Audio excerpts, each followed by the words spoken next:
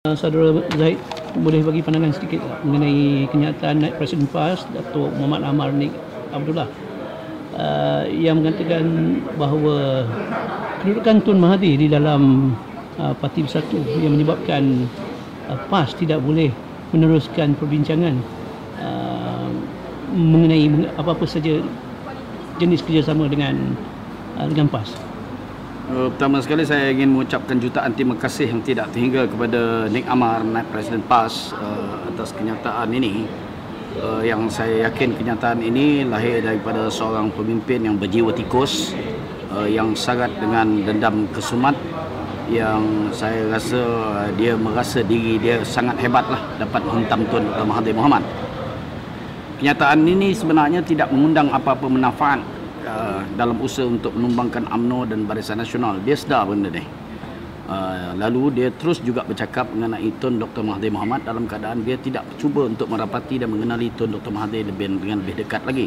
Sudah tentu kenyataan ini memberikan kegembiraan yang maksimal kepada UMNO dan Barisan Nasional. Kenyataan ini juga lahir daripada seorang pemimpin yang sudah berada dalam keadaan pemimpin PAS yang sudah selesa berada dalam dakapan UMNO dan Barisan Nasional. Kalau UMNO berbangga dengan Datuk Jamal Mat Yunus, saya yakin PAS juga berbangga dengan Datuk Nik Amar. Cuma saya berdoa siang, malam, pagi dan petang agar Nik Amar tidak mendapat gelaran Nik Amar Jamban selepas ini. Kepada PAS, saya ingat lebih baik bernikah terus dengan UMNO, tak payah bermuka, berkedudukan dan melakukan persetubuhan haram cara begini. Tak boleh pada mata rakyat. Rakyat sekarang sudah sedar isu sebenar yang ada di depan kita ialah isu 1MDB, isu SRC di mana sebahagian besar duit landing dalam akaun Datuk Najib dan juga isu derma 2.6 bilion yang tak kunjung selesai. Isu-isu ini PAS tak pernah bercakap.